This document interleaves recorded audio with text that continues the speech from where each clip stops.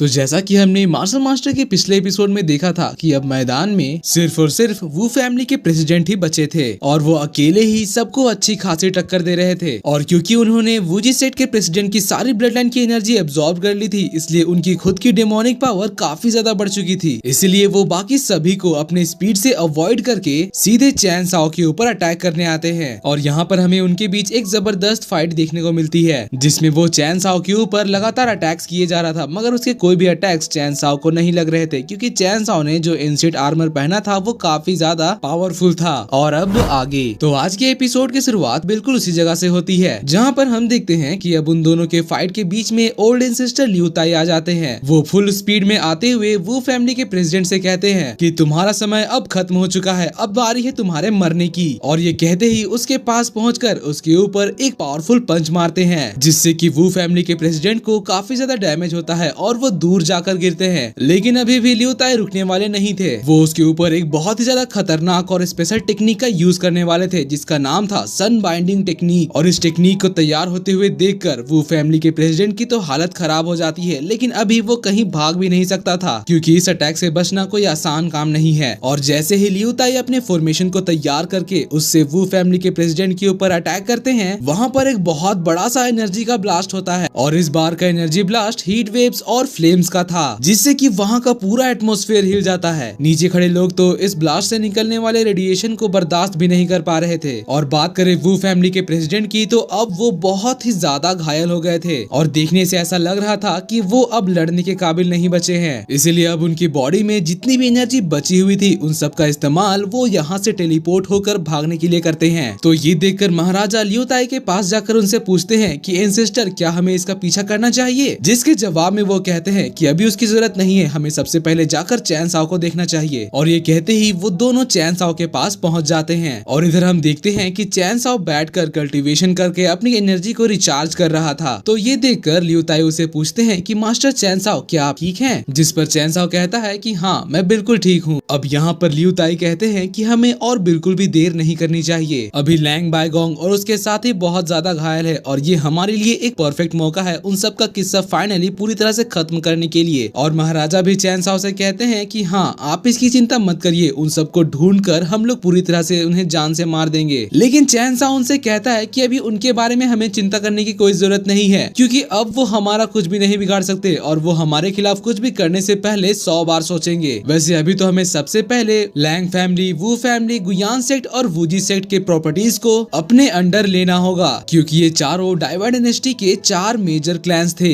जिनकी आर्मीज और उनके वॉरियर्स को ऐसे ही खुला नहीं छोड़ा जा सकता है। और ये काम हमें जल्द से जल्द करना होगा। और वहाँ पर सभी लोग चैन साओ की इस बात पर एग्री करते हैं। तभी लियू ताई कहते हैं कि मैं तो आज वू फैमिली के प्रेसिडेंट की मैजिकल पावर्स को देखकर पूरी तरह से हैरान हो गया, क्योंकि आज से पहले कभी भी उन्होंने अपने रियल मैजिकल पावर्स को किसी के सामने नहीं लाया था। और इस बात से सभी लोग बेखबर थे कि उनके पास डेमोनिक पावर्स भी हैं। जिस पर चैन साओ उनसे कहता है कि क्या आप सबको नहीं लगता कि वो ब्लड डीमन सेक्ट का कोई मेंबर होगा? क्योंकि जिस तरह से वो डेमोनिक पावर्स का इतनी आसानी से इस्तेमाल कर रहा था, उससे तो यही लगता है कि वो ब्लड डीमन सेक्ट से बिलोंग करता है। तो ये सुनकर वहाँ पर सभी लोग हैरान हो जाते हैं और महाराजा चैन साओ से पूछते हैं कि ब्लड डीमन सेक्ट तो हजारों सालों पहले खत्म हो चुका था ना, जिसके साथ डेमोनिक मैजिकल पावर्स का भी अंत हो गया था। जिसके जवाब में चैन साओ उन्हें बताता है कि ब्लड डीमन सेक्ट आज तक कभी भी पूरी तरह से डिस्ट्रॉय नहीं हुआ है, उसके मेंबर्स अब तक छिपे हुए हैं और उसके मेंबर्स ऐसे ही दुनिया के सामने अपनी पहचान बदलकर सबके साथ घुल मिलकर रहते हैं, ताकि उन पर कोई शक न करे और वो अपने ब्लड डीमन सेक्ट का इवल काम करते रहें। वैसे दोस्तों, अगर आपको ये एपिसोड पसंद आ रहा है तो प्लीज वीडियो को लाइक कर दीजिएगा। आपकी एक लाइक से मुझे बहुत मोटिवेशन मिलता है। जिसके बाद महाराजा चैन साओ से पूछते हैं कि अब हम इस ज़ोउ एम्पायर के लोगों का क्या करें? तो इसके लिए चैन साओ नीगू को चुनता है। वो कहता है कि मैं इनका फैसला तुम पर छोड़ता हूँ। और हम देखते हैं कि अब नीगू नीचे आकर अपने डेथ सील को बाहर निकालता है और फिर वो फर्स्ट सिंबल ऑफ डेथ को एक्टिवेट करता है, जिससे कि वहाँ पर एक बहुत बड़ा सा ब्लास्ट होता है और सभी लोग उस ब्लास्ट से मारे जाते हैं और उनकी सोल को नीगू अपने डेथ सील के अंदर एब्जॉर्ब कर लेता है। और चैन साओ के साथ साथ अब बाकी सभी वहाँ से चले जाते हैं। जिसके बाद फिर सीन चेंज होता है और हमें गुयान सेक्ट के प्रेसिडेंट को दिखाया जाता है, जो कि टेलीपोर्ट होकर एक जंगल में पहुंचते हैं। वो बहुत ही ज्यादा घायल हो गए थे और कह रहे थे कि मुझे नहीं लगता था कि लियू ताई ब्रेक थ्रू करने के बाद इतना ज्यादा पावरफुल हो जाएंगे। तभी उन्हें झाड़ियों से किसी के कदमों की आहट सुनाई देती है तो वो तुरंत अपना तलवार निकालकर पूछने लगते हैं कि आखिर कौन है वहाँ। और हम देखते हैं कि वहाँ कोई और नहीं बल्कि वू फैमिली के प्रेसिडेंट थे। और उन्हें देखकर वो कहते हैं कि अच्छा तो तुम भी उनसे बच निकलने में कामयाब हो ही गए। और वो भी यहाँ आकर यही कह रहे थे कि लियू ताई की कल्टीवेशन लेवल अब बहुत ही ज्यादा हाई हो गई है और अगर हमें उनसे हमारे इस हार का बदला लेना है तो हमें इसके लिए काफी समय तक इंतजार करना होगा। तभी गुयान सेक्ट के प्रेसिडेंट सजेस्ट करते हैं कि सबसे पहले तो हमें खुद की बॉडी को हील करने पर ध्यान देना चाहिए, जिसके बाद फिर हम लोग कल्टीवेशन करके अपने मार्शल रेल्म के लेवल को आगे बढ़ाएंगे। जिस पर वो फैमिली के प्रेसिडेंट कहते हैं कि हाँ आप बिल्कुल सही कह रहे हो। लेकिन यहाँ पर जैसे ही गुयान सेक्ट के प्रेसिडेंट हीलिंग करने के लिए अपनी आंखें क्लोज करके मेडिटेट करने लगते हैं तो वो फैमिली के प्रेसिडेंट तुरंत उनके पीछे जाकर अपने डिमोनिक मैजिक का इस्तेमाल करके उनके बॉडी का सारा ब्लड लाइन एनर्जी को अब्सॉर्ब करने लगते हैं। गुयान सेक्ट के प्रेसिडेंट कहते हैं कि ये तुम क्या कर रहे हो, मुझे जाने दो। लेकिन वो फैमिली के प्रेसिडेंट कहते हैं कि तुम तो वैसे भी किसी काम के नहीं और भले ही तुम कितनी भी ज्यादा कल्टीवेशन क्यों ना कर लो तुम रहोगे तो एक नालायक ही, इसलिए बेहतर तो यही होगा कि तुम अपनी ब्लड लाइन एनर्जी मुझे दे दो। और ये कहते हुए वो जोरों से हंस रहा था। गुयान सेक्ट के प्रेसिडेंट कहते हैं कि आज तो तुम मुझे धोखे से मार दे रहे हो लेकिन मेरी आत्मा तुम्हें नहीं छोड़ेगी,